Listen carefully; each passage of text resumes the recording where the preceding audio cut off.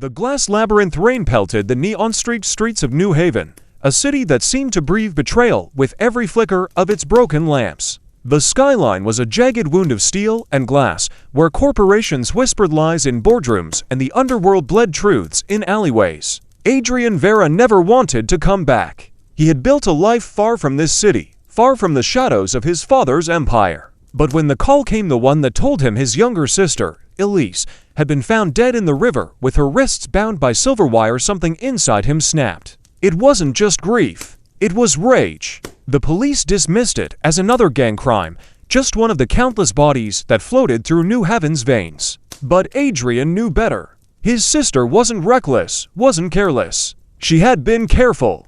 Too careful. She had been investigating something, and she had been silenced for it. He swore he would find who was behind it. He swore he would burn their world down.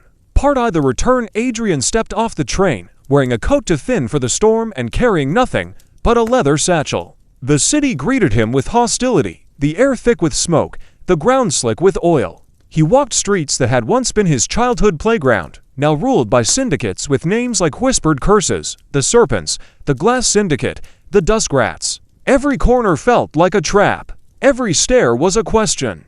But he wasn't here to hide.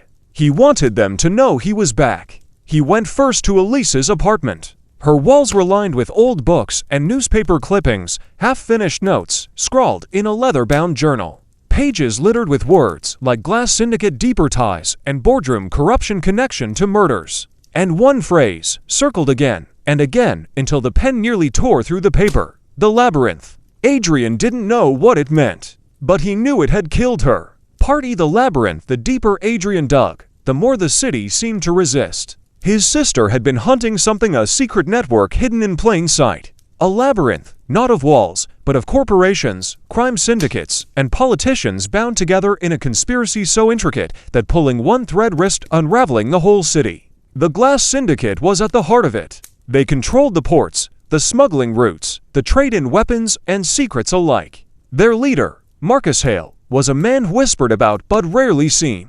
Ruthless, calculating, untouchable. Adrian's path to him was paved with blood. He interrogated informants in smoke-filled bars, bribed desperate clerks with money he didn't have, and broke bones when words failed. Each lead pulled him deeper into the labyrinth, but each victory brought more enemies. He became a ghost, a vigilante in the night, the hunted who became the hunter. Part 3. Allies and betrayals, but no one walked New Haven alone.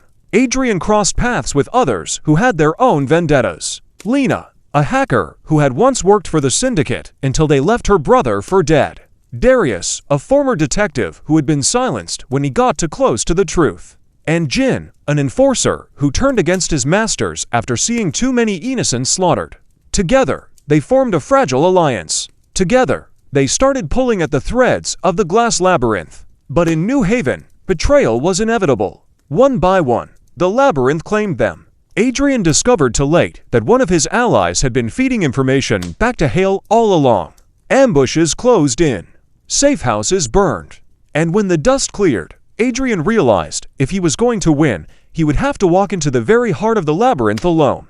Part IV. The heart of glass. It all led to the Glass Tower, a skyscraper that pierced the sky like a blade. From its mirrored windows, Marcus Hale looked down on a city he controlled like a chessboard. Adrian stormed it not as a soldier, but as a man with nothing left to lose. Every floor was guarded, every hallway wired with traps, every shadow waiting to swallow him whole. But grief had burned his fear to ash. When he finally stood before Hale, the man was calm, smiling. "You don't understand, Adrian," Hale said, his voice smooth as glass. "This city is the labyrinth. Your sister didn't stumble into it. She chose it. She was part of it. And so are you." Adrian didn't believe him. Couldn't. Yet the doubt sank into his bones. Their fight wasn't just fists or bullets, it was truth against lies, vengeance against power. And when Adrian finally struck the killing blow, he realized something chilling. The labyrinth didn't die with Hale. It lived on. It always would. Part the ashes. When the sun rose over New Haven, the glass tower burned. Adrian stood in the ruins, broken, bleeding, but alive. He had avenged his sister. He had torn a hole in the labyrinth. But he knew it was only the beginning. For every enemy he killed, another would rise. For every secret he unearthed, 10 more waited in the shadows. The labyrinth had no end. And Adrian, whether he liked it or not, was now part of it.